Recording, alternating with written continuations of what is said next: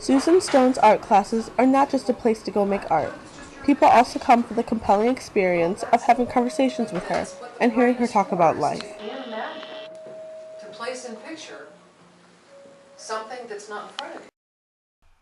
In between the buildings of Beaufort, South Carolina's busy city, is the Art Loft Gallery, where all of this takes place. Here at the Art Loft are 4 artists that make all kinds of art, like painting, photography, accessory and jewelry making, and other types as well. Go all the way to For the base and Susan, pick up her the use of down. feathers in her jewelry is more than just the basic reason of fashion. She shares this with her students regularly and openly. While Susan's students love to make jewelry, they come to her class to experience a greater thing, how this jewelry plays into her life as a shaman.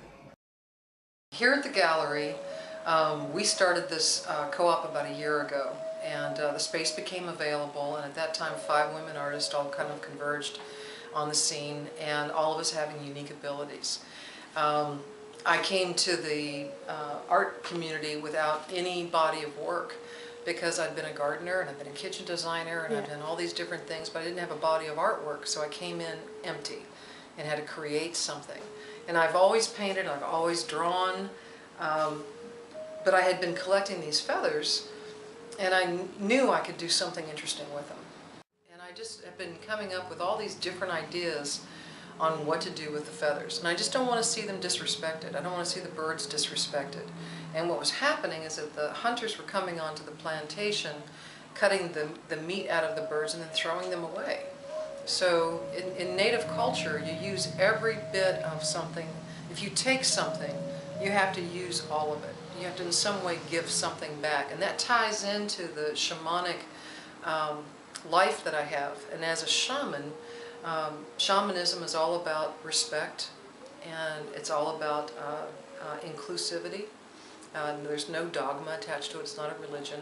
It's a Siberian word that means keepers of the wisdom, people of knowledge. Yes. And so we are the knowledge of the ancients have been passed down to us, and we are the keepers of that sacred knowledge. So my job as a shaman is to be of service to my community and to remind people who they really are in relationship to the world that we live in. It's about being responsible about what I do, being mindful about the leather that I collect, about the jewelry that I collect, or the parts of it that I collect, being able to recycle things and being respectful. And because I don't want a bird to die just so I can have a pair of earrings.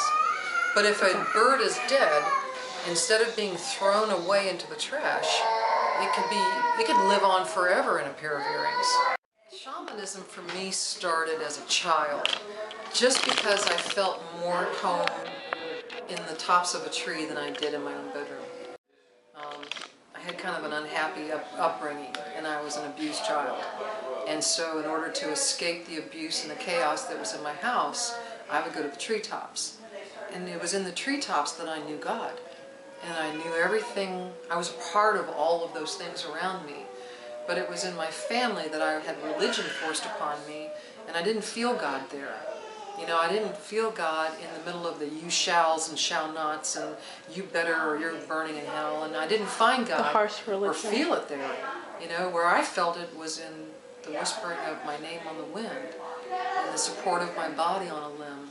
You know, I didn't feel God in those buildings. And even though they thought it was there, I couldn't feel it there. So for me, shamanism started a long, long, long time ago. Even though I didn't understand what the word meant, I was already living it back then. And so I was told that I may never be called and that I may never become a shaman because it was not something I could pay to get a certificate for. It was not something I could go through a 5-year course and graduate from. That I either was or I wasn't. Right. And that I would know because God would call me to a special place and I would know. Even in jewelry class, Susan's students attempt to absorb all this new information and open up their eyes to new things. Even when skeptical, all still try to learn. So I've lived in that world all my life. Yeah. So that has taught me to be very careful about what I hear and what I accept into my life. Right. So even when I'm listening to a minister or a preacher or say that they're gifted or anointed or whatever, I'm still with a big question over their head, where are you coming from? Where did that come from? Bible are you using to propagate whatever it is that you're trying to influence me with? Right. So, when I hear somebody new like you, it takes me a while to Sure. understand, well, where is she coming from? Exactly. And who is she associated with? Exactly. And is this demonic? Right. Or is it something that I can It's just assimilate? different. Yeah, it's Yes, just different. and to my belief, accept whatever it is that is going to expand my world and help me to understand why I'm here. Whether it be through conversations, her art, or her jewelry making, Susan gives back to her community in so many different ways. Susan's shamanic lifestyle continues to allow her to grow within herself and influence the world in which she lives in.